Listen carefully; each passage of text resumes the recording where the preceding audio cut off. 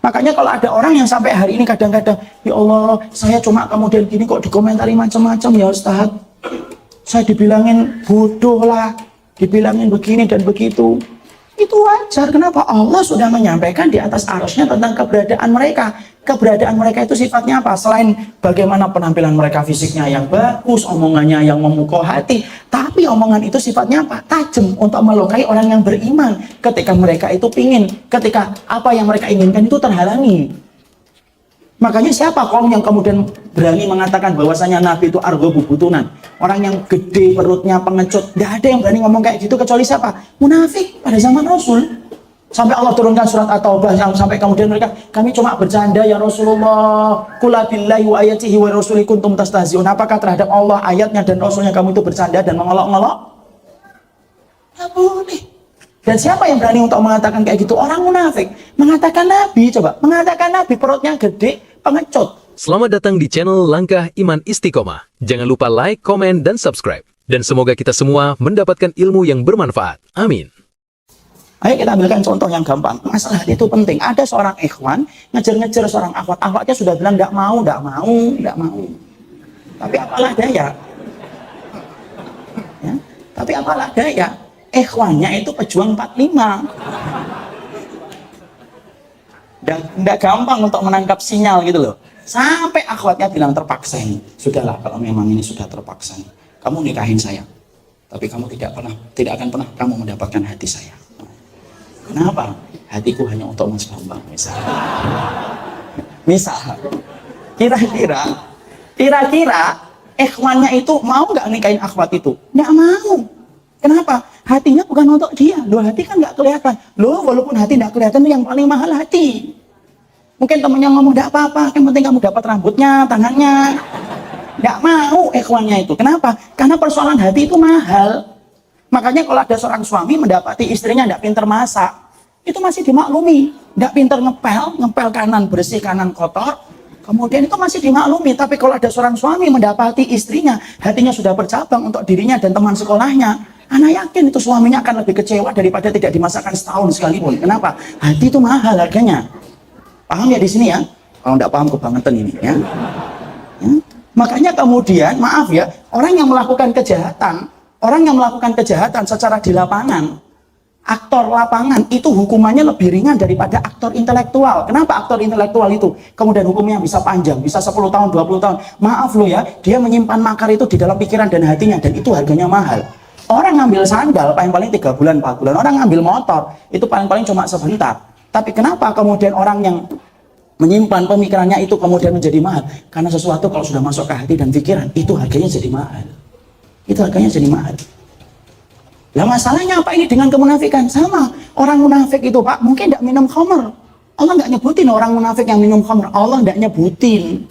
Kalau Bapak perhatikan, karena Imam Ibnu Qayyim menceritakan 47 kali Allah mengulang kata munafik di dalam Quran. Kata munafiknya saja.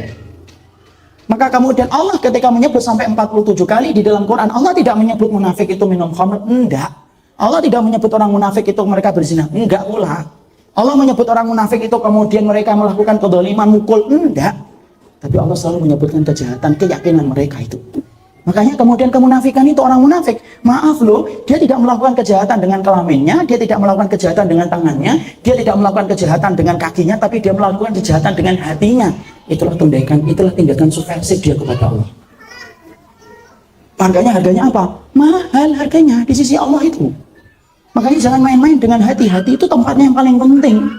Kalau hati kita sampai kemudian rusak amal itu. Wong kita niat itu walaupun ana dan antum berjihad, nyari ilmu, sedekah, tapi kalau hati kita rusak, niat kita itu bercabang antara Allah dengan niatan manusia. Allah tidak butuh amal kita walaupun menjulang tinggi sampai nyentuh pintu langit. Allah tidak butuh. Kenapa? Allah paling benci ketika ridhonya itu disamakan oleh manusia di dalam hatinya, disamakan dengan pujian manusia.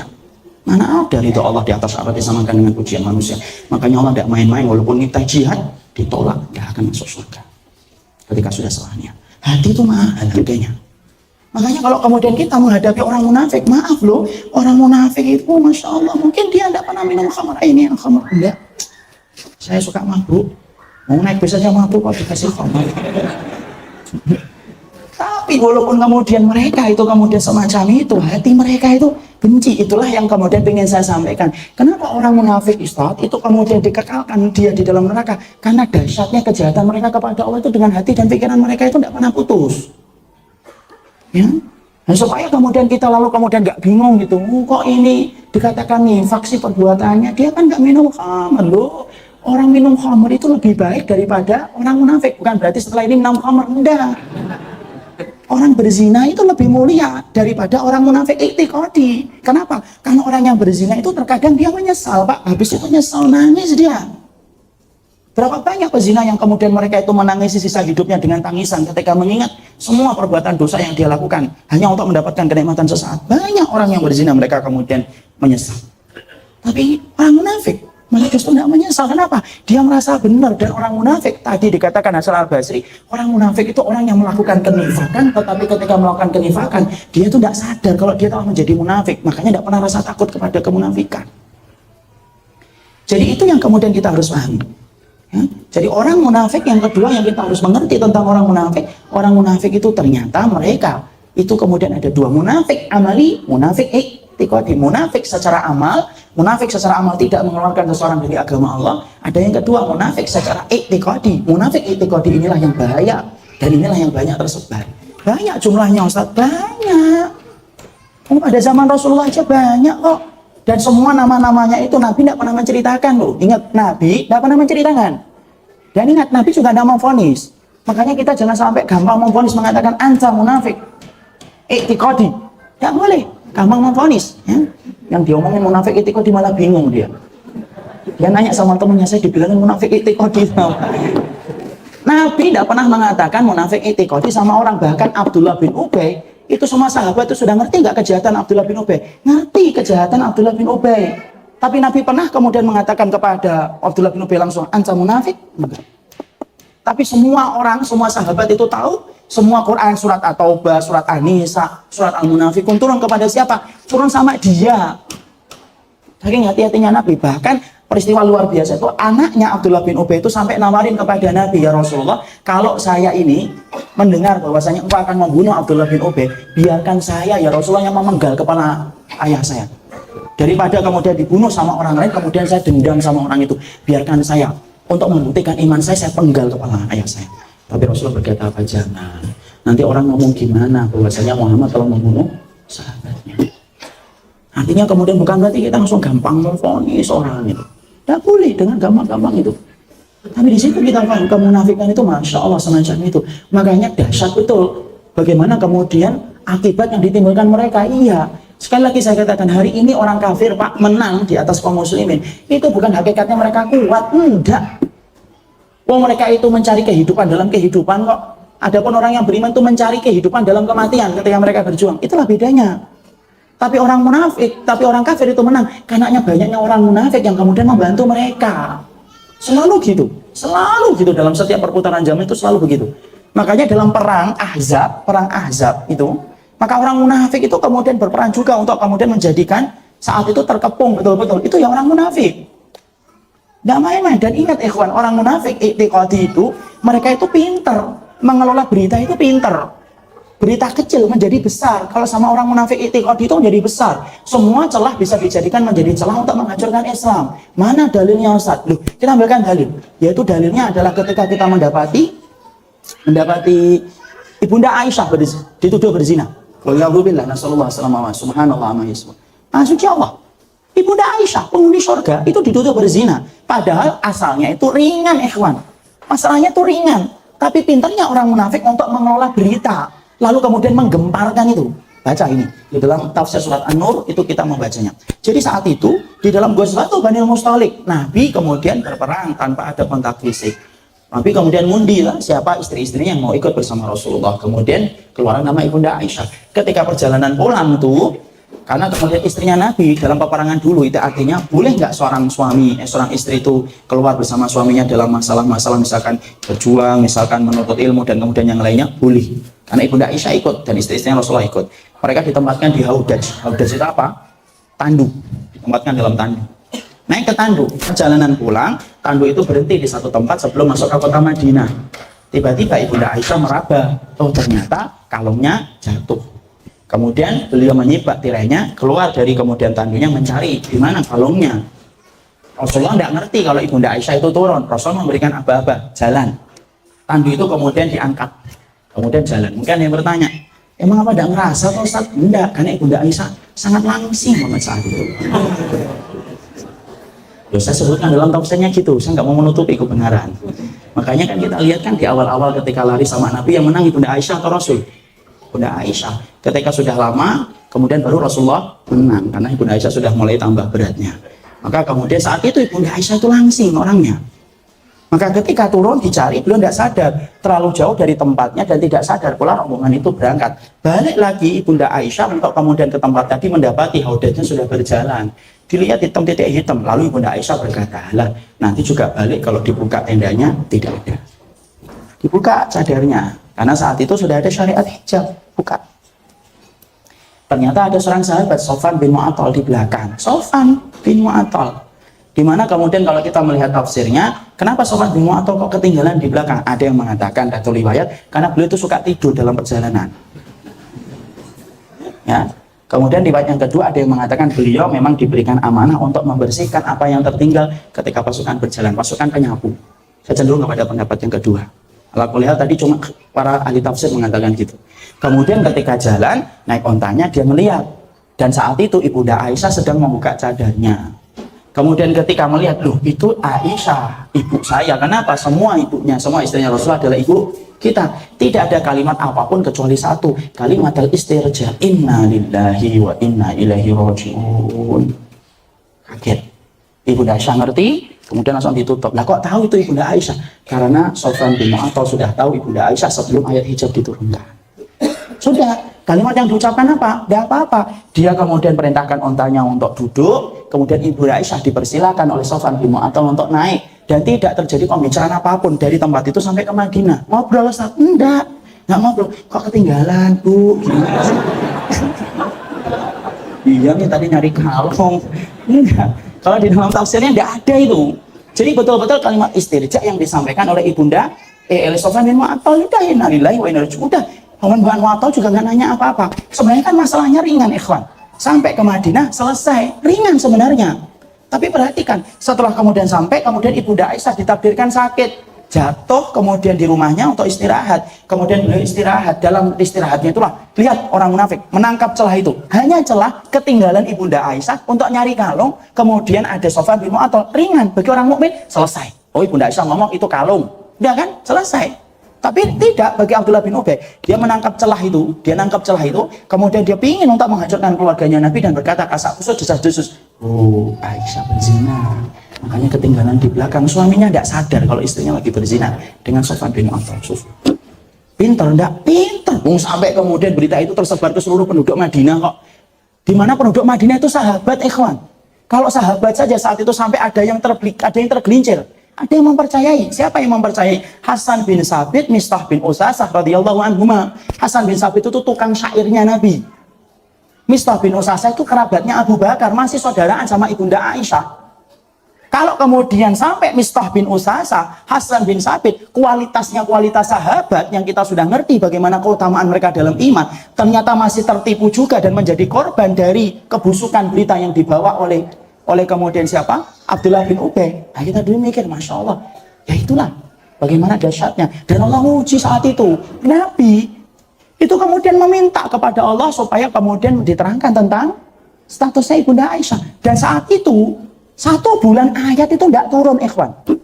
1 bulan ayat itu tidak turun. Biasanya ayat itu 2 hari, 3 hari turun, 4 hari, 5 hari turun. Itu sampai 1 bulan ayat itu tidak turun. Kenapa? Allah pengen nguji betul saat itu.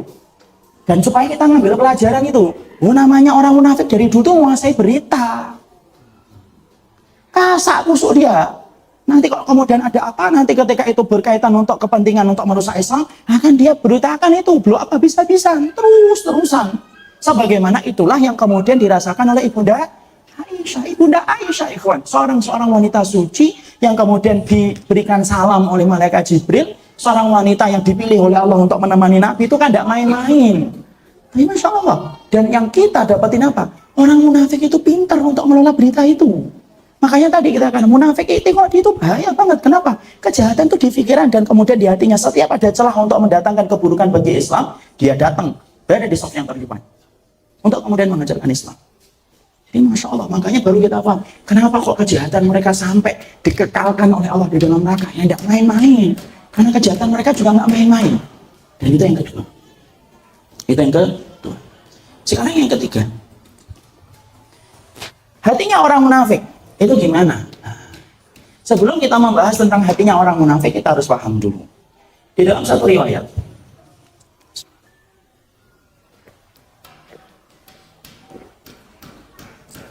kita akan bahas dulu. Kenapa kita bahas poin yang ketiga, Ustaz? Hatinya orang munafik. Karena supaya saya ingin memberitahu kepada antum semuanya. Karena ada pertanyaan yang sering saya dapatkan. Kenapa susah ya memberikan hidayah sama orang munafik? Nah, ini jawabannya di poin yang ketiga. Poin yang ketiga, kita tidak akan pernah dapatkan kalau kita tidak membahas dulu. Tidak membahas dulu tentang hadis yang disampaikan oleh Rasulullah dari Hudzaifah ibn Yaman. Rasulullah SAW itu kemudian membagi hati manusia itu ada 4. Membagi hati manusia itu ada 4. Yang pertama, qalbun munir. Qalbun munir itu apa? Hati yang kemudian bercahaya.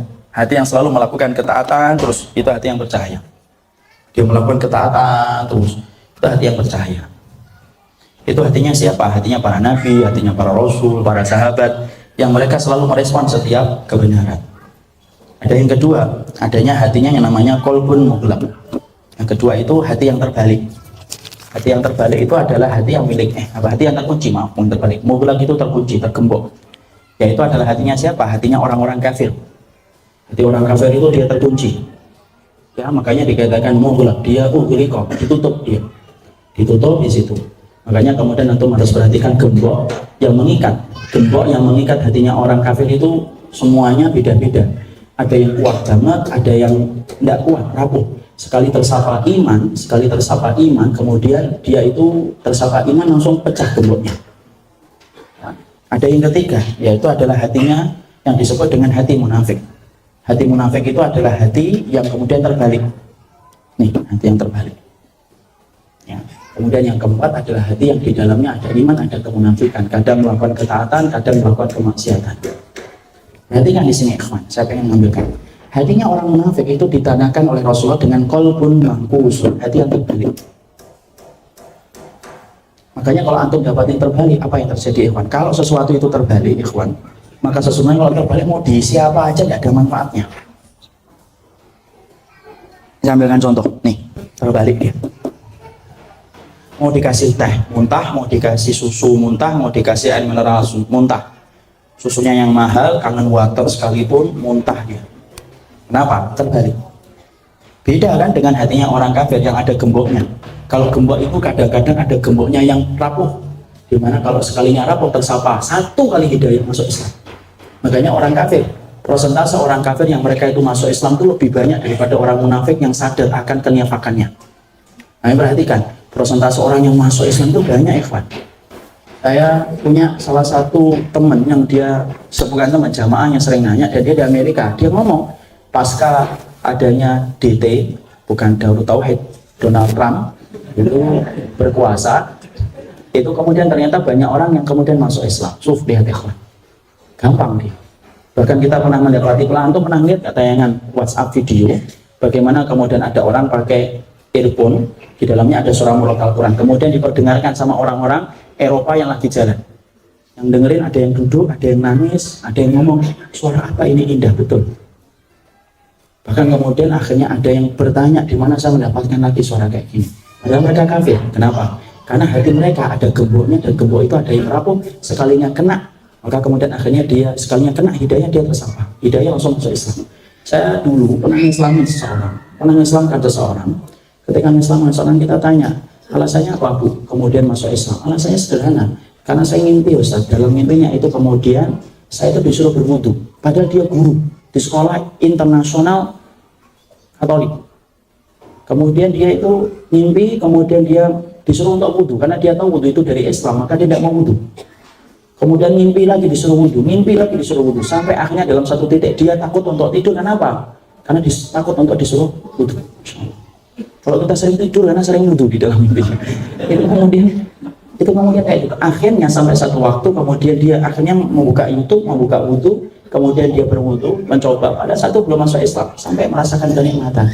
Saya itu mandi ribuan kali selama seumur hidup, tapi wudhu kok beda ya? Dan akhirnya dengan itu dia masuk Islam. Orang kafir yang betul-betul dia itu mendapatkan hidayah, kalau gemboknya itu tidak terlalu kuat, pecah gemboknya itu langsung dia masuk Islam. Tapi beda dengan orang munafik. Orang munafik itu kalbuman kusut, terbalik. Makanya kalau dulu ada satu tulisan, saya tidak tahu yang nulis siapa, ketika ada satu tulisan begini, kalau kemudian dengan ayat Allah saja tidak bisa menjadikan kamu untuk paham, saya tidak tahu lagi dengan apa lagi saya akan berbicara dengan kamu. Saya tidak tahu siapa yang nulis. Tapi itu menggambarkan persis dengan apa yang telah dibagi oleh Nabi. Sesungguhnya orang munafik itu apa? Kalbuman kusut, hati mereka itu terbalik. Jadi kalau hati yang terbalik susah. Hatinya terbalik itu susah. Makanya kalau menyampaikan nasihat sama orang yang sudah ada bibit-bibit kenifakannya, ini loh ayatnya gini, taat tanpa tapi, patuh tanpa syarat, Allah nggak mungkin nipu kita, Allah nggak mungkin mendolimi kita. Enggak. Kamu ya diberikan oleh Allah kenikmatan begini dan begini, enggak. Dan ingat loh, ada orang yang mereka itu menjadi munafik, disebabkan dia menjadi munafik itu jadi yang pertama, zu'ama, dia menjadi penyeru, tapi ada yang menjadi munafik itu korban, kata Imam Ibnu Katsir. Dia mukallid, jadi dia tuh taklid aja nifaknya itu, karena ngikutin, jadi korban saja. Kenapa kok bisa jadi korban Ustaz? Ya karena dia nggak ngerti ilmunya. Tapi di situ kita mendapati orang kalau sudah tergigit dengan kenifakannya, dia akan menggigit kemunafikan itu, kenifakan itu sampai dia bawa sampai meninggal dunia, dia akan bawa kenifakan itu, susah untuk bertobat. Makanya prosentase orang kafir yang masuk Islam itu jauh lebih banyak daripada prosentase orang nifak ketika kemudian membawa kenifakannya ketika bertobat. Jarang banget, kecuali yang betul-betul dirahmati oleh Allah. Orang kalau sudah terbiasa mengkritik Quran, orang sudah terbiasa untuk tidak setuju dengan hadis, tidak setuju dengan Quran, biasanya kalau tidak lekas-lekas dia menyembuhkan hatinya ketika sudah punya indikasi kayak gitu, biasanya Allah akan matikan dan Allah balikkan hatinya sampai 1000 pun nasihat diberikan kepada mereka pun tidak ada manfaatnya. Dan orang munafik ketika sudah kayak gitu bukan berarti kemudian mereka ini tidak menutupi hakikatnya, tidak menutupi hakikatnya. Dan orang munafik adalah orang yang paling pandai untuk kemudian selalu bersumpah dengan nama Allah. Ya. Mereka selalu bersumpah dengan nama Allah. Makanya sampai kemudian apa? Allah sampai mengatakan, ittakhadhu aymanahum junnatan fasaddu an sabilillah. Mereka itu selalu menjadikan sumpah untuk menghalangi manusia dari jalannya Allah. Itu orang munafik. Makanya perkataan mereka ketika sudah semacam itu, lihat orang munafik itu menyesakkan dada, ucapannya, tulisannya itu menyesakkan dada. Bagi orang-orang Islam dan orang yang ingin kembali kepada kitabullah dan sunnah, omongan mereka itu kadang-kadang menyesakkan dada. Mari kita buka surat Al-Ahzab. Dibuka surat Al-Ahzab, surat ke-33. Ayatnya ke-19.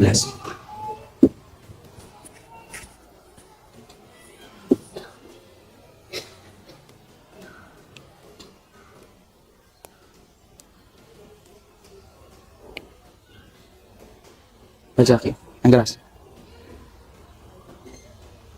Sebenarnya terjemahnya aja, yang keras. Mereka kikir terhadapmu apabila datang ketakutan. Mereka itu kikir, ikhwan. Jadi kalau mereka ingin memberikan apapun bantuan, mereka itu tidak mau kecuali ketika bantuan yang mereka berikan itu akan memberikan manfaat untuk mereka. Dan sifatnya orang munafik, ikhwan, sifatnya orang munafik adalah mereka itu senantiasa menghalangi manusia ketika ingin kembali kepada kitabullah dan sunnah. Itu orang munafik. Kalau mereka bantu, karena mereka melihat di situ ada celah supaya dia mendapatkan manfaat balik. Itu orang munafik, kata Imam Ibnu Katsir. Cukup? Belum? Lanjutkan. Apabila datang ketakutan atau bahaya, kamu lihat mereka itu memandang kepadamu dengan mata yang terbalik-balik seperti orang yang pingsan karena akan mati. Ya. Kalau mereka sedang keadaannya terjepit, mereka akan buru-buru untuk kemudian ketakutan, mereka akan memperlihatkan bagaimana, loh kami itu amanah, kami itu beriman sama engkau, wahai Muhammad. Itu keadaan mereka. Itu keadaan orang-orang munafik itu. Kalau kemudian mereka sedang ketakutan. Tapi perhatikan celahnya. Dan apabila ketakutan telah hilang, mereka mencari kamu dengan lidah yang tajam. Ya. Sedang mereka pikir untuk berbuat buruk. Tuh. Ada kata-kata di ayat ini yang kita perhatikan. Bi alsinatin hidatin. Sesungguhnya orang munafik kalau mereka sedang di atas angin, ciri khasnya mereka itu apa? Bi alsinatin hidatin. Asyhatan alal khair. Orang-orang munafik itu, omongannya, tulisannya itu betul-betul tajam. Asyihah itu tajam banget kepada orang yang beriman. Sudah tajam banget, kemudian juga tidak pernah bantu dalam kebaikan. Makanya kalau ada orang yang sampai hari ini kadang-kadang, ya Allah, saya cuma kemudian gini kok dikomentari macam-macam ya Ustaz. Saya dibilangin bodoh lah, dibilangin begini dan begitu. Itu wajar. Kenapa? Allah sudah menyampaikan di atas arsy-Nya tentang keberadaan mereka. Keberadaan mereka itu sifatnya apa? Selain bagaimana penampilan mereka fisiknya yang bagus, omongannya yang memukau hati, tapi omongan itu sifatnya apa? Tajam untuk melukai orang yang beriman. Ketika mereka itu pingin, ketika apa yang mereka inginkan itu terhalangi. Makanya siapa kaum yang kemudian berani mengatakan bahwasanya Nabi itu argo bubutunan, orang yang gede perutnya, pengecut? Tidak ada yang berani ngomong kayak gitu kecuali siapa? Munafik pada zaman Rasul. Sampai Allah turunkan surat At-Taubah yang sampai kemudian mereka, kami cuma bercanda ya Rasulullah, qul billahi wa ayatihi wa rasuli kuntum tastahzi'un. Apakah terhadap Allah, ayatnya dan Rasulnya kamu itu bercanda dan mengolok-ngolok? Tidak boleh. Dan siapa yang berani untuk mengatakan kayak gitu? Orang munafik. Mengatakan Nabi, coba. Mengatakan Nabi perutnya gede, pengecut. Bahkan mereka juga mengatakan apa? Mengatakan kepada orang-orang itu, jangan bantu itu Muhajirin dan Muhammad itu, biarkan mereka mati kekeringan dan mereka bubar sendiri dari kota sini. Itu orang munafik. Jadi orang munafik tajam, siapapun, ulama kayak ustadz, siapapun akan diserang oleh mereka selama itu tidak sesuai dengan apa yang mereka mau ketika menghalangi kebutuhan mereka dan visi mereka. Itu orang munafik. Dan Allah menggunakan kata yang sangat gamblang, bi'al sinatin hidatin. Lisan mereka itu tajamnya luar biasa. Itu tajamnya orang munafik kalau sudah ngomong. Jadi betul-betul akhirnya kita mendapati kenapa kok kayak gitu? Ya karena hati mereka sudah tertutup ini loh, sudah terbalik ini. Makanya kalau kita menghadapi munafik, terus gimana Ustaz kalau kita tiba-tiba menghadapi kenifakan yang semacam ini? Saya ingatkan, ada nifak yang sifatnya dia itu adalah penyeru kenifakan. Ada orang yang jadi korban. Kalau antum sama orang yang jadi korban, lembut. Karena pada dasarnya dia belum paham. Sampaikan dengan cara yang lembut. Ada nggak orang munafik yang mereka jadi korban? Ada. Kenapa kok dia jadi korban? Kenapa dia mukallid dalam kenifakan? Jadi mukallid itu bukan dalam madhab saja, tapi ada mukallid dalam kenifakan. Kenapa ada orang nifak itu kok kemudian taklid? Ya karena saking bodohnya ketika dia jauh dari agama. Model-model pendidikan kalau sudah tidak mengajarkan tentang akidah itu ya produk-produknya kayak gini Pak. Saya tuh pernah, diomong contoh saja. Ini kisah nyata, ada seorang, yaitu ada seorang wanita. Ketika kemudian dia cerita di teman SMA, dia posting di grup SMP dia. Lalu kemudian grup itu 99,98% itu muslim. Yang kemudian non muslim hanya 2-3 orang dalam grup tersebut. Tapi ketika dia menyampaikan tentang ayat-ayat Allah, ya, dia menyampaikan nih ayat-ayat Allah, hadis gitu ya. Bagaimana tidak boleh ini, tidak boleh gitu. Hanya itu saja posting. Yang kemudian ternyata bukan ribut itu bukan orang yang non muslimnya di dalam grup itu. Yang ribut justru orang-orang muslim. Orang-orang muslim, teman-teman dia yang muslim. Ngomongnya apa? Ini sejak kapan sih grupnya jadi grup pondok kayak gini? Sejak kapan nih teman-teman jadi ustadz dan ustadzah gini? Mereka cuma posting 1 ayat dan 2 itu secara umum. Bukan ayat tentang masalah-masalah sensitif. Tidak, ayat-ayat umum. Di situ akhirnya saya membenarkan apa yang disampaikan oleh Imam Ibnu Katsir. Memang betul, ada orang yang menjadi nifak itu jadi korban. Kenapa? Karena orang tuanya tidak pernah menjelaskan akidah yang benar kepada putra dan putrinya. Disekolahkan di sekolah umum juga tidak pernah ngajarin akidah. Secara tidak sadar anak itu menjadi nifak secara otomatis ketika tidak paham tentang akidahnya. Akhirnya apa? Pola-pola anak muda sekarang yang kemudian jauh dari ilmu. Mereka kalau ngomong sesuai dengan kemauan mereka, tidak cocok nih, bercanda-canda. Kemudian dipegangi awas bukan muhrim, bukan mahram, tapi untuk bercanda. Itu tanda-tanda kenifakan, tetapi secara dia menjadi korban. Makanya pendidikan akidah itu penting banget. Ada yang kedua yang menjadi munafik itu dia penyeru. Kalau sama penyeru harus tegas. Tidak boleh didiamkan, Ustaz, tidak boleh didiamkan. Kenapa tidak boleh didiamkan? Karena yang jadi korban adalah orang-orang yang mereka nanti akan melihat mereka, dengarkan ucapan mereka, akhirnya apa? Orang-orang yang kita cintai nanti akhirnya menjadi korban. Ya. Tapi perhatikan, kalau antum dan saya menghadapi orang nifak karena dia korban, jangan buru-buru kemudian kita langsung menghujatnya. Jangan bantu setan untuk semakin dia jauh dari agama Allah. Pegang tangannya pelan-pelan, kita sampaikan kepadanya. Tapi di situ kita kembali, hatinya orang munafik, penampilannya fisik menawan, omongannya pintar, orangnya kemudian di atas rata-rata, bukan orang yang miskin-miskin, tetapi hati mereka terbalik. Itulah yang menjadi sebab kenapa bicara sama orang munafik atau orang yang sudah terjangkiti kenafikannya susah untuk mendapatkan hidayah. Karena Nabi sudah memberikan nasihat, hatinya mereka terbalik.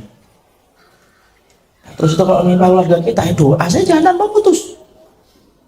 Doa tanpa putus sembari kita berusaha terus. Jangan kemudian remehkan doa, karena sesungguhnya doa itu merubah yang mustahil menjadi mustajab. Itu doa. Kalau ternyata dia juga nggak berubah sampai meninggal dunia, kita ingat aja, fadzakir innama anta mudzakir lasta alaihim bimusaitir. Sudah, kita tidak pernah diperintahkan untuk mampu untuk mengarahkan hidayah, tapi Allah yang menetapkan hidayah. Kita hanya memberikan peringatan. Sedih Ustaz, ini keluarga saya. Iya, menu hati orang yang beriman itu cuma dua. Menu hati yang pertama sabar, menu hati yang kedua syukur. Sudah, itu saja. Berarti kita yang harus sadar kesalahannya apa. Ya kalau kita pingin anak kita itu tidak sampai menjadi korban kenifakan yang hari ini di mana-mana, ya tanamkan akidah yang benar. Kenapa? Tidak ada harga tawar di dalam akidah. Tidak ada harga tawar dalam akidah. Dan Saleh Fauzan sudah menyampaikan, orang itu menjadi munafik hari ini ya disebabkan karena apa? Kebodohan mereka tentang syariat Allah.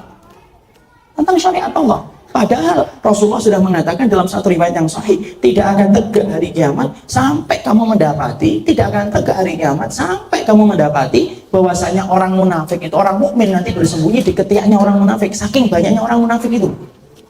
Coba kalau sampai ada anak kita, Pak, terjangkiti dengan kenifakannya. Dia menentang ayat ini, dia menentang ayat ini, dia menentang ayat ini. Yang jadi korban siapa? Bapak ibunya. Nanti ketika mati anaknya masih kayak gitu, apakah doanya dikabulkan oleh Allah? Ya enggak. Apakah semua anak itu doanya bermanfaat bagi orang tua? Enggak, jawabannya. Kenapa? Mana dalilnya kalau semua anak itu tidak semuanya bermanfaat doanya, Ustaz? Rasulullah kan berkata di dalam hadis riwayat Muslim, "Idza mata ibnu Adam in qata amalu illa min salasin."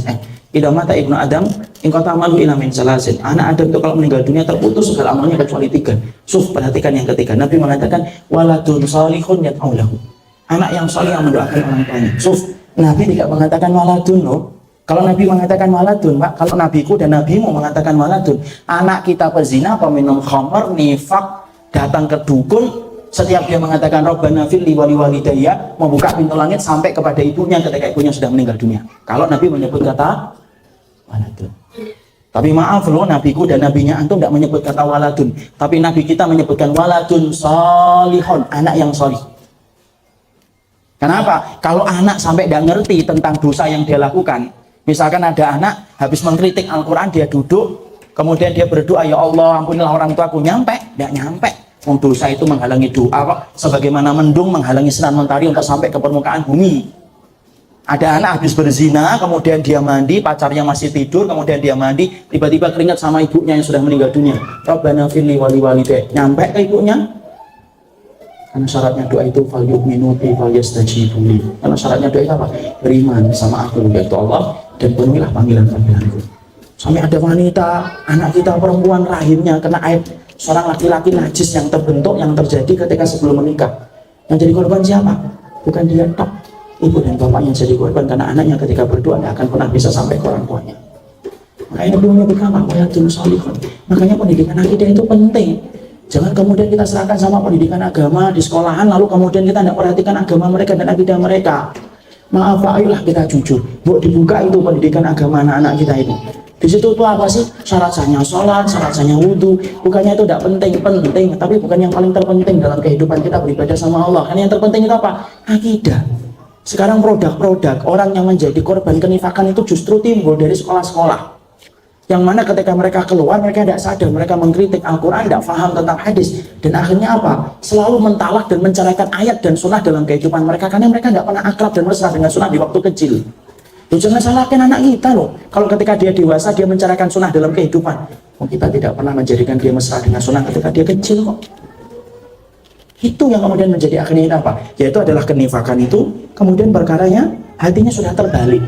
Dan nanti kalau sudah terbalik, Masya Allah, maka inilah yang kemudian kita khawatirkan. Makanya kita berdoa kepada Allah, Allahumma inni a'udzubika minan nifaq.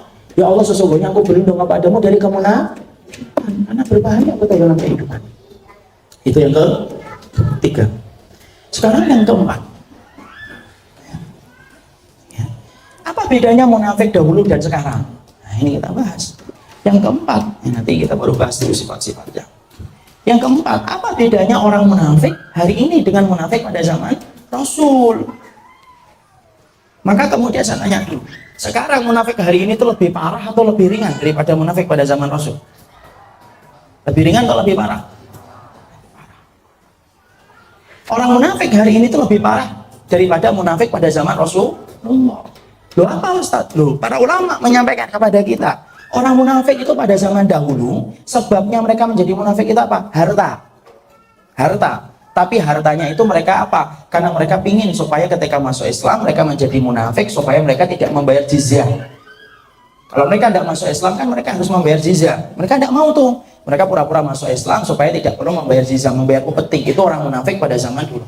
Tapi munafik pada zaman dulu itu masih mendingan. Kenapa? Walaupun mereka sudah ditetapkan sebagai penduduk neraka yang paling dalam. Kalau munafik pada zaman dulu itu kemudian masih ada on off-nya. Kalau ketemu Nabi, adem itu sifat kemunafikannya. Mereka akan mengatakan apa? Amanah, kami beriman kepada engkau ya Rasulullah.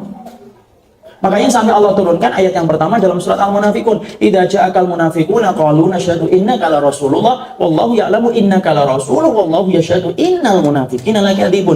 Muhammad, kalau orang munafik itu datang sama kamu, sesungguhnya orang munafik nanti bersumpah bahwasanya dia itu bersumpah kamu itu adalah rasulnya. Allah juga ngerti kalau kamu itu adalah rasulku, dan sesungguhnya orang munafik itu pendusta. Itu munafik kalau pada zaman Rasulullah. Kalau ketemu Nabi, off.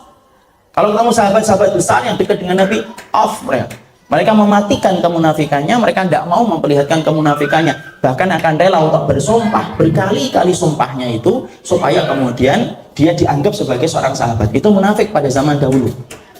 Tapi munafik itu ketika sudah jauh dari Nabi, Nabi jauh, tidak ada di pelupuk mata mereka. Mereka akan mengatakan bermacam-macam. Nah, kita buka surat Al-Munafikun kembali, surat ke-63.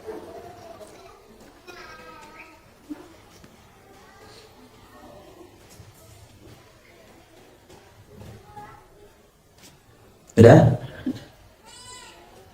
Dibaca itu ayat yang ke-7 dan ayat yang ke-8. Satu lagi untuk hari ini yang baca ayat yang ke-7. Mereka berkata kepada orang-orang Ansor, janganlah kamu bersedekah kepada orang-orang Muhajirin yang ada di sisi Rasulullah sampai mereka bubar meninggalkan Rasulullah, padahal milik Allah lah pembendaharaan langit dan bumi. Tuh, lihat. Orang munafik dulu itu mereka sudah tahu Nabi itu selalu terbantu dengan banyaknya orang yang solih. Makanya mereka kasak kusuk itu apa yang pertama? Mereka ngomong, "Bu, jangan dibantu Muhammad itu, biarkan Muhammad sama teman-temannya itu. Biarkan nanti mereka bubar sendiri kok. Jadi jangan dibantu, biarkan mati kelaparan, mereka nanti balik, mereka terlunta-lunta." Itu munafik. Kapan mereka ngomong kayak gini? Ketika jauh dari Nabi SAW. Makanya perkataan ini terdengar oleh Mu'adz bin Jabal, kemudian dilaporkan kepada Nabi, lalu orang munafik buru-buru ngikutin dan berkata, kami tidak ngomong gitu ya Rasulullah. Sampai Mu'adz itu sedih, ya Allah ya Nabi, saya tidak berbohong ya Rasulullah, saya dengar itu sendiri. Allah turunkan ini. Allah selalu membuka hakikat mereka, tapi hati mereka ketika sudah terbalik kayak gitu, yang akhirnya walaupun dibuka berkali-kali, kedok mereka oleh Allah, itu pun tidak bertabar. Nah itu kemudian menjadikan apa? Mereka akan ngomong di hadapan Nabi itu beda ketika mereka jauh dari Nabi. Ini tak selesai? Belum, masih ditambah lagi. Ayat yang ke-8 baca. Mereka berkata, sungguh, jika kita kembali ke Madinah, kembali dari perang Bani Mustalik, pastilah orang yang kuat akan mengusir orang-orang yang lemah dari sana. Jadi orang-orang munafik itu sampai mengatakan kami akan perangi itu orang-orang yang lemah, orang yang hina. Siapa yang mereka maksudkan? Yaitu Nabi dan para sahabat. Munafik pada zaman dulu adalah munafik ketika mereka selalu punya on off. Tidak 24 jam mereka itu menjadi munafik. Itu munafik pada zaman dulu. Munafik zaman dulu. Tapi beda loh, munafik hari ini lebih parah daripada munafik pada zaman Rasulullah. Kalau munafik hari ini 24 jam mereka akan memperlihatkan kenifakannya tanpa mereka pernah bisa mematikan kenifakannya. Mau di TV, mau di radio, mau di jalan, sama. Mau di grup, sama. Tidak pernah berubah, tidak pernah mati. Kenapa? Karena mereka tidak ada yang ditakutin apapun hari ini, kecuali mereka hanya ingin mendapatkan harta, kedudukan, dan lain sebagainya. Ini parah sekarang, karena iya. Betul-betul akhirnya apa? Parah. Dan itu yang membuat sesak. Jadi orang yang beriman tuh kayak gitu. Dan kita harus mengetahui, orang yang beriman tuh musuhnya 5, kata Nabi. Musuhnya itu 5. Makanya Rasulullah SAW sampai menyebutkan di dalam hadis yang sahih, innal mu'mina baina khamsi syada'id. Orang mukmin itu musuhnya itu ada 5, kata Rasulullah. Orang mukmin itu musuhnya ada 5. Musuh yang pertama siapa? Mukmin yahsyuduhu, mukmin yang hasad sama dia. Jadi kalau kita kemudian sedang berjalan di atas panggung kebenaran itu, ada nggak yang kemudian akan membenci kita, hasad? Ada. Nabi mengatakan musuhmu yang pertama itu mukmin yang hasad. Hatinya hasad sama kamu. Yang kedua, kata Nabi SAW, munafik yubghiduhum. Kamu akan dapati orang mukmin itu yang pertama mereka berhadapan dengan mukmin yang hasad. Yang kedua, munafik yang membenci orang yang beriman. Rasul dalam riwayat Imam Ahmad dibenci oleh orang munafik yang membenci. Jadi munafik di situ disebutkan oleh Nabi itu apa? Munafik yubghiduhum. Munafik itu membenci orang yang beriman. Itu fitrahnya mereka. Jadi orang munafik kalau mereka kemudian berusaha menghalangi, berusaha untuk kemudian menjadikan tauhid dan akidah dan sunnah ini tidak tegak, itulah sifat mereka. Kenapa? Mereka membenci. Mereka membenci. Yang ketiga, wal kuffar yuqatilunahum. Orang kafir yang membenci orang yang beriman. Orang kafir yang memerangi orang yang beriman. Jadi sifatnya apa? Orang kafir itu memerangi orang yang beriman. Kemudian yang keempat siapa? Yang keempat yaitu adalah syayatin tudilluhum, setan yang menyesatkan. Yang kelima, ahwa tunazi'uhum, hawa nafsu yang menghalangi kita untuk menjalankan ketaatan. Lihat, dua itu yang di dalam. Orang mukmin berhadapan sama mukmin yang hasad, dan yang kedua itu munafik yang membenci. Makanya kalau ada orang berjalan di atas kebenaran, kemudian orang itu benar tuh, dia berjalan di atas kebenaran, kok ada yang membencinya? Itu ada dua versi. Kalau dia mukmin, tapi hasad hatinya. Atau yang kedua, dia munafik, karena munafik itu membenci orang yang beriman. Makanya orang munafik hari ini, Masya Allah, menyesatkan dada. Iya. Mereka kemudian akhirnya ketika bicara, ketika kemudian berkata-kata, maka semua perkataan dan semua perbuatan mereka itu hanya untuk menyakiti orang yang beriman. Iya. Dan munafik hari ini lebih parah daripada munafiknya zaman Nabi. Kalau munafik zaman Nabi, on off. Kalau munafik hari ini, 24 jam mereka itu akan selalu teguh untuk memegang apa yang mereka yakini, walaupun itu bertentangan secara jelas dengan kitabullah dan sunnah. Jadi kita ngomong qala Allah wa qala Rasul, tidak bermanfaat, tidak nyampe bagi mereka. Supaya kemudian apa? Semacam itu, karena sifatnya sudah semacam itu yang disampaikan di dalam Al-Quran. Jadi kalau kemudian hari ini di tengah perjuangan kita untuk kemudian supaya masyarakat kembali kepada indahnya kitabullah dan sunnah, maka pasti kita akan dapati orang-orang munafik itu tidak akan membiarkan. Segala macam cara mereka akan lakukan. Apa sih yang menjadikan mereka kayak gitu? Ya karena mereka ingin mendapatkan harta. Intinya apa? Mendapatkan materi, mendapatkan kedudukan. Makanya mereka menghalalkan segala macam cara sampai-sampai mereka akan jual kehormatan agamanya supaya mendapatkan sekeping dari kenikmatan dunia. Makanya orang munafik, kenapa kok dekat dengan agendanya orang Yahudi? Kenapa dekat dengan agenda orang Nasara? Kenapa dekat dengan agenda musuh-musuh Allah? Kenapa mereka selalu bersama mereka? Sifatnya mereka adalah lintah darat karena mereka ingin mendapatkan harta ketika mereka menjual sekeping, menjual agamanya untuk mendapatkan sekeping dari kenikmatan dunia. Ada orang yang menjual agama, wadah. Dan menjual agama itu lebih cepat daripada menjual rumah. Properti kan lagi susah. Orang jual properti, saya jualan rumah sudah 6 bulan nggak kejual-jual. Kalau orang jual agama cepat.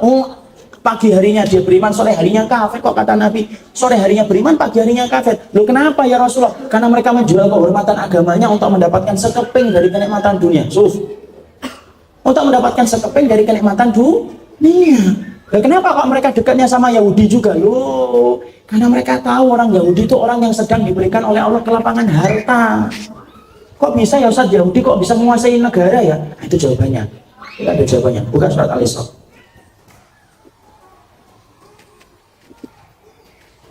Surat ke-17.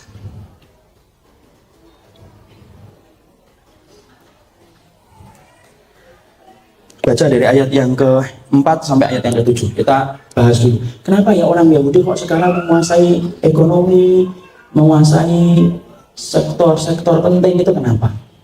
Kenapa orang akhirnya inilah yang jadi alasan kenapa akhirnya orang munafik itu mendekat sama orang Yahudi. Baca lagi. Dan kami tetapkan terhadap Bani Israel dalam kitab itu. Kamu pasti akan berbuat kerusakan di bumi ini 2 kali. Dan kamu akan menyombongkan diri dengan kesombongan yang besar. Ya, orang Yahudi itu berbuat kerusakan 2 kali. Nah, ini kalau kita kembalikan tafsir, para ulama berbeda pendapat. Saya akan pilihkan pendapat yang saya cenderung kepadanya. Kejahatan orang Yahudi itu yang pertama, yaitu kejahatan ketika mereka menjadi pengkhianat kepada Nabi ketika berada di Madinah. Itu Yahudi. Ingat, Yahudi itu tidak pernah konfrontasi fisik secara langsung dengan Nabi. Mereka hanya berperang di benteng-benteng mereka saja. Tapi dalam sejarah tidak ada konfrontasi langsung antara Muslim dengan Yahudi sebagaimana Muslim dengan musyrikun. Ya, itu Yahudi. Makanya musuh kenabian itu 3, yaitu Romawi, Persia, musyrikun. Ini sama dengan hari ini. Musuh itu juga 3, Persia, Romawi, dan ya kemudian Persia, Romawi, dan musyrikun. Kalau musyrikun hari ini siapa? Orang-orang yang kemudian menyembah kepada patung dan musyrik. Rohingya, Kashmir, itu berhadapan dengan siapa? Musyrikun. Ya, ateis itu sama musyrikun. Persia diwakili siapa? Negara Syiah Raya. Ya, Iran kemudian dan sejenisnya. Kemudian yang ketiga Romawi. Romawi itu negara-negara barat. Nah, Yahudi di mana, Ustaz? Yahudi dari dulu hanya meminjam kekuatan yang sedang mendominasi saat itu. Yahudi. Kerusakan mereka yang pertama, kerusakan ketika mereka berkhianat sama Nabi. Ya, yaitu adalah ketika mereka berkhianat dalam perang Ahzab. Makanya mereka dikepung, kemudian mereka akhirnya mendapatkan hukuman. Jadi kerusakan orang Yahudi 2. Kerusakan yang ditimbulkan ketika zaman Rasulullah hidup dan kerusakan yang sekarang. Kita baca lagi ayatnya. Maka apabila datang hukuman bagi kejahatan yang pertama dari kedua kejahatan itu, kami datangkan kepadamu hamba-hamba kami yang perkasa. Lalu mereka merajalela di kampung-kampung dan itulah ketetapan yang pasti terlaksana. Ini Siapa? Sebagian ahli tafsir mengatakan yang dikirimkan oleh Allah adalah Rasulullah Muhammad dan para sahabat. Makanya dalam puncaknya di Bani Quraidah dan di Quraidah kemudian mereka dikepung sampai kemudian mereka akhirnya ditetapkan hukuman untuk dibunuh setiap laki-laki yang sudah tumbuh rambut kemaluannya. Yang tidak boleh dibunuh laki-laki yang belum tumbuh rambut kemaluannya, wanita dan orang tua. Dihukum mereka karena pengkhianatan mereka itu berkali-kali. Dan ingat loh, Yahudi itu bangsa yang selalu mereka bermain licik di belakang. Itu sifatnya mereka. Makanya siapa yang menyihir Nabi? Yang menyihir Nabi itu laki-laki Yahudi, namanya Labid bin Aqsam. Rasulullah kan kemudian kena sihir. Sihir yang terkena kepada Nabi itu akibatnya apa? Akibatnya Nabi merasa dia telah mencampuri istri-istrinya padahal beliau sudah lama tidak mencampuri istri-istrinya. Itu termasuk sihir yang berat. Ya, makanya kemudian Allah mengirimkan 2 malaikat. 2 malaikat itu yang satu duduk di samping kepalanya Nabi, yang satu duduk di samping kakinya Nabi. Kemudian 2 malaikat itu bicara, "Ma balu hadzal rajul?" Ini kenapa sih Rasulullah ini? Dijawab sama malaikat yang satunya, "Innahu madbubun," dia kena sihir. "Mantobahu," siapa yang menyihirnya? Labid bin Aqsam, yang menyihirnya itu Labid bin Aqsam. "Fi mantobahu," dengan apa dia disihir? "Fi mustin wa musyaqqatin," yaitu dengan rambut yang diikat dalam sisir. Hati-hati sama barang pribadi. Hati-hati sama barang pribadi, karena barang pribadi merupakan bukhul untuk mengikat korban supaya mendapatkan kemadharatan. Foto termasuk. Dan terutama akhwat-akhwat saya inginkan katakan jangan sampai kemudian gampang untuk memajang fotonya karena bisa disimpan. Karena tidak semua orang yang memandang fotonya itu adalah orang yang hatinya bersih. Makanya jangan sampai ganti status 1 hari 3 kali. Ya. Sudah, ya. Jadi kemudian pagi melihat ke atas, siang melihat ke bawah, tidak usah. Karena hati-hati. Karena ini termasuk di antara perkara yang dimaksudkan. Kemudian akhirnya apa? Rasulullah dan para sahabat ngambil bukholnya, dihancurkan, maka kemudian terbebas. Enggak ada yang bertanya, loh Rasulullah itu kena sihir? Iya, hadisnya sahih. Loh kenapa hikmahnya? Loh Rasulullah itu kena sihir supaya kita paham caranya untuk meruqyah. Coba kalau Nabi tidak pernah kena sihir, kita tidak pernah ngerti caranya meruqyah. Dan yang kedua, antum harus paham ikhwan, semakin orang itu beriman, semakin setan itu bernafsu untuk kemudian memasuki dan merusak dan mengganggu orang itu. Kenapa? Setan itu kayak maling. Semakin rumah antum mewah, dijaga banyak security, semakin bernafsu setannya. Tapi kalau rumah kita hanyalah berdinding bambu, ada nggak maling yang mau masuk? Nggak mau. Ini paling di dalam rumahnya juga paling utang, surat utang, nggak mau masuk ya. Tapi kalau rumah kita gede, bernafsu sama. Setan itu kayak gitu juga. Kalau melihat ada orang minum-minuman, mabuk, sama perempuan, setan nggak malah orang kayak gini mah, insya Allah masuk neraka. Misalkan kalau tidak bertaubat dibiarin, tapi kalau lihat orang yang beriman, solih, dia justru ingin untuk merusaknya. Nah itu yang pertama. Yang kedua, ketika beliau ketika diracun oleh wanita Yahudi juga. Ini orang Yahudi. Jadi kemudian ditaruh di dalam paha kambing muda. Dimana ketika kambing itu mau dimakan Nabi, maka daging itu ngomong, lihat mujizatnya Nabi. Sampai ngomong, "Ini masmum ya Rasulullah, saya beracun ya Rasulullah sallallahu alaihi wasallam. Saya beracun ya Rasulullah." Kemudian dimuntahkan oleh Rasulullah. Maka kemudian itulah 2 kejahatan yang dilakukan oleh Yahudi. Puncaknya adalah Bani Quraidah. Kita lanjutkan sebentar. Kita harus tahu kenapa sih orang munafik kok dekat sama Yahudi, sama Nasara, sama orang musyrik itu kenapa? Alasannya harta. Kalau dekat sama orang Yahudi itu ya karena hari ini orang Yahudi yang menguasai pundi-pundi harta. Baca dulu. Kemudian kami berikan kepadamu giliran untuk mengalahkan mereka. Tuh. Kemudian Allah memberikan giliran sama orang Yahudi untuk menang. Giliran untuk naik. Nah, Kami membantumu dengan harta kekayaan. ini loh jawabannya. Orang Yahudi dibantu oleh Allah dengan harta dan keturunan. Maka kemudian sekarang kenapa Yahudi kok menguasai banyak, kemudian lini-lini ekonomi, sampai kemudian kita pernah mendapatkan guncangan ekonomi, krisis sosial, krisis moneter, salah satunya dari satu orang Yahudi. Kok bisa goncang satu negara? Karena memang fitrahnya Allah sedang memenangkan mereka untuk menguji orang yang beriman sabar dan tidak menghadapi mereka. Jadi ini jadi alasan. Kemudian diperbanyak hartanya, diperbanyak apa? Keturunannya. Makanya Yahudi itu tidak pernah mencari keturunan, tidak pernah mencari pengikut. Dia hanya menyahudikan program, tapi tidak pernah mencari pengikut untuk masuk kepada agama Yahudi. Ya, teman-teman paham di sini. Teruskan. Jika kamu berbuat baik, berarti kamu berbuat baik untuk dirimu sendiri. Dan jika kamu berbuat jahat, maka kerugian kejahatan itu untuk dirimu sendiri. Iya. Teruskan. Apabila datang saat hukuman kejahatan yang kedua, kami bangkitkan musuhmu untuk menyerangkan wajahmu. Lalu mereka masukkan ke dalam masjid, sebagaimana ketika mereka memasukinya pertama kali, dan mereka membinasakan apa saja yang mereka. Kejahatan orang Yahudi yang kedua sekarang itu akan dihukum oleh Allah. Iya, yakin, pasti, mutlak, iya. Karena Allah tidak pernah menjadi janjinya. Dan Allah akan hukum orang Yahudi atas kejahatan mereka yang kedua. Sampai-sampai kita mendapati hadis kan, ayat ini dan hadis. Sampai-sampai pohon, sampai-sampai kemudian semua binatang akan bicara, ini Yahudi di belakang saya. Kecuali satu pohon yang tidak akan pernah bicara. Pohon apa? Pohon dorpak. Itu hukuman untuk orang Yahudi yang kedua. Sifatnya sebentar lagi. Sabar. Allah cuma ngetes siapa di antara kita yang betul-betul bersabar menghadapi orang Yahudi, orang kafir ini, untuk kemudian bersabar untuk menghadapi mereka. Disinilah kita paham. Kenapa saya sampaikan surat Al-Isra ini? Antum harus paham. Orang Yahudi, orang munafik itu selalu alasannya harta. Jadi mereka ngomong sampai berani menyakitkan orang ini hanya karena alasan duit.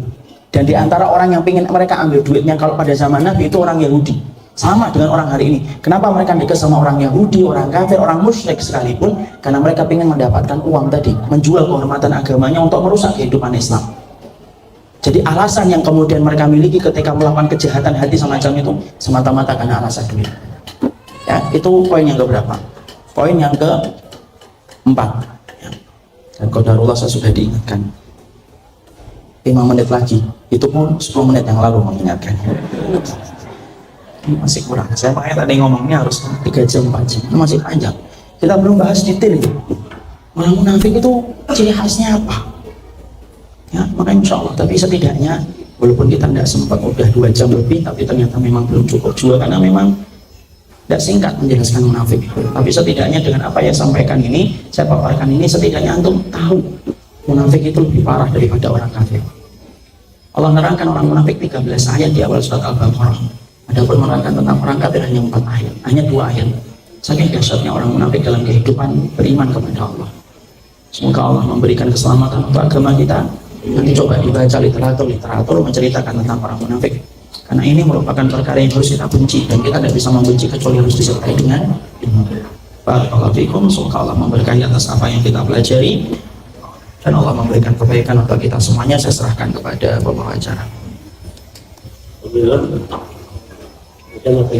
Kita akan buka sesi pertanyaan. Sebelumnya ada pengumuman lagi untuk mobil Brio putih Delta 1687 ZQ menghalangi jalan masuk penghuni rumah Brio putih D1687 ZQ.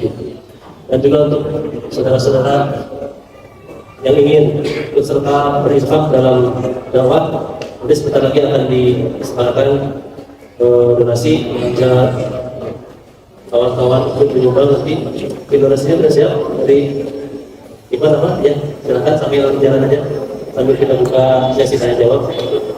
Kita coba dari Ipan dulu, ada pertanyaan?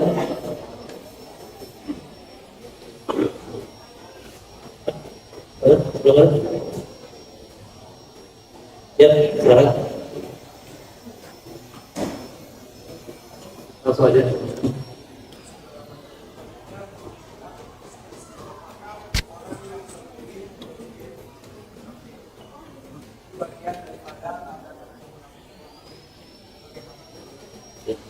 Untuk yang kumaha dan rapat silahkan dikumpulkan pertanyaannya di tempat itu di belakang.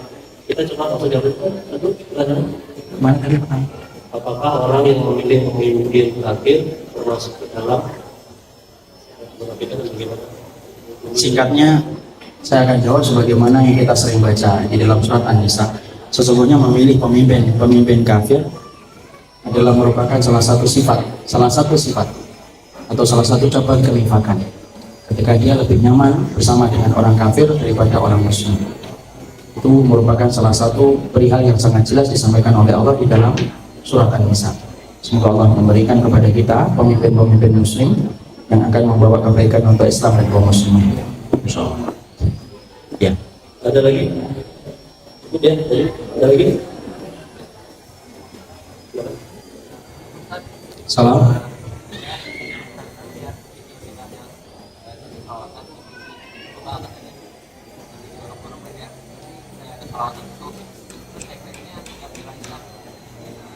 Iya. Bagaimana kita melihat video-video kebal yang sering kita perhatikan viral hari-hari ini? Maka sesungguhnya apabila kemudian membela Islam, tetapi kemudian dengan cara-cara yang kurang tepat, maka sesungguhnya kita harus mendakwai. Karena mungkin saja mereka melakukan itu disebabkan mereka belum paham ilmunya, belum mengerti bagaimana kedudukannya. Tetapi kita harus paham, membela Islam itu tujuan, tetapi tujuan tidak boleh menghalalkan segala macam cara. Kita harus kemudian menyampaikan kepada orang-orang yang belum paham dan orang yang belum mengerti bahwasanya ketika kita meminta tolong sama setan sampai kita memiliki kekuatan-kekuatan yang sifatnya lebih, maka itu bisa menyebabkan jatuhnya seseorang dalam perkara yang dibenci oleh Allah. Tapi kita harus menyampaikan, karena bisa jadi mereka belum tahu, mereka bisa jadi belum paham hukumnya. Kewajiban anak dan kewajiban antum mengingatkan dengan cara yang baik, dengan cara yang mulia. Barakallahu fiik. Ya.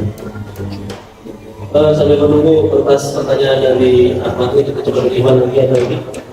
Ya, silakan. Belakang, video. Apakah kenapa pelaku bid'ah?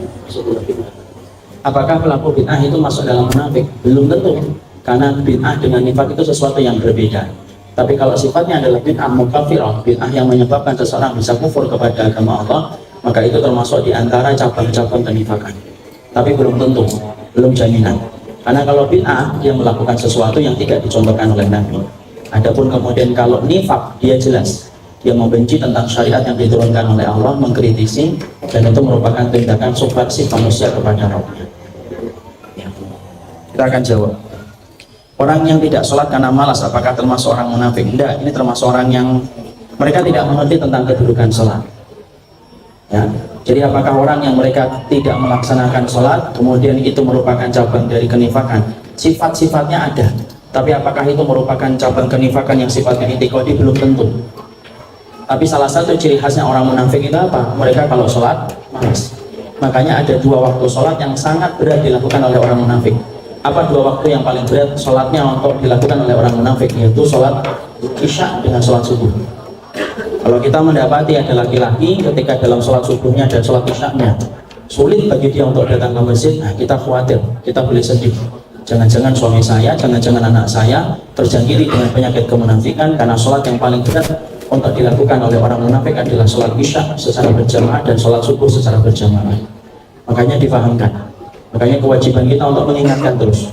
Sang istri mengingatkan dengan lembut suaminya bahwasanya dua indikator itu penting, tapi bukan berarti juga kemudian melebih-lebihkan, juga tidak boleh. Yaitu kalau sholat subuh berjamaah, duhur, asar, maghrib, isya tidak berjamaah, salah. Semuanya tetap dilakukan secara berjamaah, tetapi yang paling berat bagi orang munafik yaitu adalah sholat subuh dengan sholat isya. Barakallahu fiik. Ya. Murji'ah, mereka termasuk bid'ah yang sifatnya mukafirah, yang bisa menyebabkan seseorang menjadi kufur. Dan Murji'ah ini sama dengan Khawarij, sama dengan Syiah, sama dengan Rafidhah, sama dengan Jahmiyah. Masalahnya adalah hari ini kita terkadang tidak paham sifat Murji'ah itu apa. Makanya pembahasan tentang Murji'ah ini penting untuk disampaikan kepada umat. Kenapa? Umat bukan hanya wajib mengetahui tentang sifat Khawarij, tapi dia harus paham tentang sifat Murji'ah. Karena sesungguhnya antitesa Khawarij itu Murji'ah. Ahlus Sunnah itu di tengah-tengahnya. Perbedaan paling mencolok antara Murji'ah dengan Khawarij itu masalah takfir, mengkafirkan. Kalau orang Khawarij gampang-gampang mengkafirkan, kalau orang Murji'ah anti pengkafiran. Apapun amalnya, maka dia tetap muslim, walaupun dia melakukan amalan-amalan pembatal Islam. Nah, makanya kemudian Ahlussunnah di tengah-tengahnya. Dan ini panjang betul. Tapi apakah mereka termasuk nifaq? Enggak, dia dalam masalah pemikiran dia. Nah, makanya kemudian kita harus mengetahui dulu tentang Murji'ah. Ini kalau kita bahas Pak Murji'ah itu saya pernah bahas 4 jam dia. Jadi panjang, Ustaz, panjang. Sama bahayanya dengan Khawarij. Khawarij bahaya betul. Karena sesungguhnya kita mendapati Ali bin Abi Thalib dibunuh oleh salah satu orang yang berpaham Khawarij, Abdurrahman bin Muljam. Padahal Ali bin Abi Thalib salah satu penduduk surga, salah satu menantunya Nabi, dan merupakan suami dari seorang wanita surga. Tapi dibunuh oleh Abdurrahman bin Muljam. Dan Abdurrahman bin Muljam ketika membunuh Ali bin Abi Thalib tidak pernah merasa bersalah ketika membunuh Ali bin Abi Thalib. Makanya lihat Abdurrahman bin Muljam ketika dia mau dikisos, dia selalu tidak pernah lepas zikirnya kepada Allah. Bahkan ketika lidahnya mau dipotong baru ketakutan. Ditanya, kenapa lidahmu mau dipotong baru ketakutan? Kalau lidahku dipotong maka sesungguhnya aku tidak bisa lagi bertasbih kepada Allah. Padahal dia baru saja membunuh Ali bin Abi Thalib, seorang penduduk surga, dan dia tidak menyesal, hanya menyesali kalau dia tidak bisa bertasbih. Makanya orang Khawarij berbahaya, iya, tapi orang Murji'ah berbahaya, sama, dua-duanya berbahaya. Makanya di dalam Islam kalau boleh kita menggunakan kata-kata agak pasaran, anjing itu dua, anjing yang sifatnya menjilat dan anjing yang sifatnya merusak. Nah, itu dua-duanya bahaya. Nanti kapan-kapan kalau kita punya kesempatan lebih lama kita bahas MTS juga, Murji'ah tanpa sadar. Kalau kemudian waktunya lagi panjang.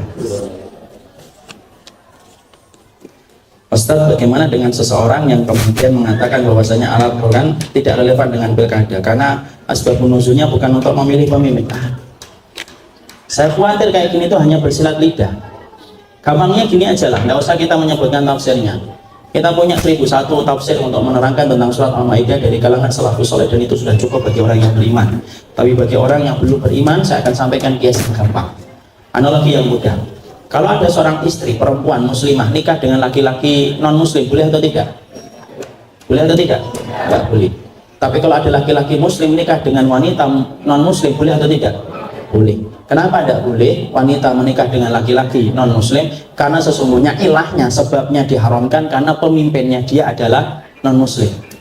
Kalau perempuan satu saja tidak boleh dipimpin oleh seorang laki-laki non muslim, apalagi lebih dari satu, apalagi banyak, apalagi sampai 5 juta. Satu muslimah aja tidak boleh dipimpin orang kafir kok ya. Jadi itu sudah cukup, mau kurang apa lagi? Mau kita bacakan tafsirnya? Saya khawatir saya sedang bicara sama orang yang hatinya terbalik. Jadi kita ambilkan bahasa-bahasa yang paling mudah, insya Allah. Orang yang bersama Al-Quran itu tidak akan pernah memilih pemimpin yang tidak pernah dipilih oleh Al-Quran. Dan ingat loh, yang saya terangkan berkali-kali, orang yang beramal Al-Quran itu akan mulia. Bulan yang diturunkannya Al-Quran menjadi bulan yang paling mulia. Bulan apa? Bulan Ramadan. Bulan yang paling mulia di antara 12 bulan. Malam yang diturunkan Al-Quran menjadi malam yang paling mulia. Malam apa itu? Malam Lailatul Qadar. Malam yang paling mulia dalam 1 tahun. Laki-laki yang diturunkan Al-Quran menjadi laki-laki yang paling mulia. Siapa laki-laki yang paling mulia? Itu Rasulullah Muhammad. Kenapa? Siapapun yang bersama dengan Al-Quran, maka dia akan mulia. Taat tanpa tapi, patuh tanpa syarat. Sudah, selesai. Wong pingin mendapatkan email dari Google aja kita patuh sama Google kok. Antum kalau pingin mendapatkan email dari Google, daftar atau tidak? Daftar. First name, last name, semuanya. Kemudian ada peraturannya itu yang banyak itu loh. Kita sering melewatkannya. Kenapa? Karena tidak paham bacanya. Langsung kita baca yang bawahnya, setuju dan tidak setuju. Yes, I'm not. Yes. Coba ada salah satu poin yang Google itu kita nggak setuju, kita nelfon Google di Jakarta Sudirman sana. Pak, iya, saya tidak setuju poinnya Google nomor 7. Kira-kira Google-nya ngomong apa? Ya sudah, kalau tidak setuju cari provider lain. Kalau tidak mau, lu cari email aja, harus patuh sama Google. Kok cari surga tidak mau patuh sama Allah? Gampang kan? Gampang banget, tidak usah bawa tafsir terlalu panjang. Kalau orang itu sudah tidak beriman, kalau beriman butuh tafsir supaya tambah kuat hujah yang kita miliki. Tapi kalau orang tidak mau beriman, terus gimana? Ya, makanya kalaupun ada yang mengatakan, lu kan keadaannya lebih baik lah. Kalaupun itu benar, bukan rumor, menjadi lebih baik. Kalaupun itu lebih benar, berapa lama sih kita nikmati? 2 tahun, 3 tahun, paling tol 5 tahun. Ya kalau kemudian 5 tahun kita masih hidup sama dia, kalau kemudian besok mati, memang masih dikatakan enak banget ya dulu dipimpin sama dia di alam kubur? Enggak. Allah akan tanya, loh iman kamu sama Al-Maidah 51 di mana? Gitu, simple. Lepas atau tidak lepas, benar atau tidak benar, yang jelas orang yang memilih Muslim selamat atau tidak selamat dari konflik, selamat atau tidak selamat dari polemik, selamat. Memilih Muslim itu selamat dia. Tapi kalaupun kita lepas dari polemik, orang yang memilih non-Muslim tidak selamat dari polemik. Dan kita kemudian yakin bahwasanya tidak mungkin orang kafir itu kemudian memilih seorang Muslim. Ya, jadi ini yang kemudian kita harus sampaikan. Jadi kalau kita berhadapan dengan orang semacam ini, kita lihat dulu ini jadi korban atau dia merupakan orang yang mempropaganda. Kalau dia jadi korban, ya pelan-pelan kita ngobatinya. Kenapa? Sama kalau kita memperlakukan orang pingsan itu jangan ditendang, jangan dipukul, malah tambah pingsan. Kasih perangsang, nah baru dia bangun. Sama, jangan kemudian kita langsung ngomongin macam-macam, langsung, oh awas kalau mati saya nggak mau nyolatin kamu ya. Nggak usah gitulah. Malah dia tambah jauh, dimanfaatkan lagi. Itulah kita harus lembut sama orang-orang yang belum paham. Siapapun berhak untuk mendapatkan perlakuan yang baik, sebagaimana kita juga ingin diperlakukan yang baik. Tapi tidak sabar Ustaz. Memang berat sabar itu. Kalau sabar itu ringan ikhwan, maka hadiahnya itu kipas angin sama kamu. Hadiahnya surga, makanya harus sabar. Ya harus sabar, nggak nyampe ini mereka itu sabar. Kekuatan dakwah itu sabar. Makanya intinya dakwahnya para nabi itu apa? Kesabaran, kesabaran, kesabaran.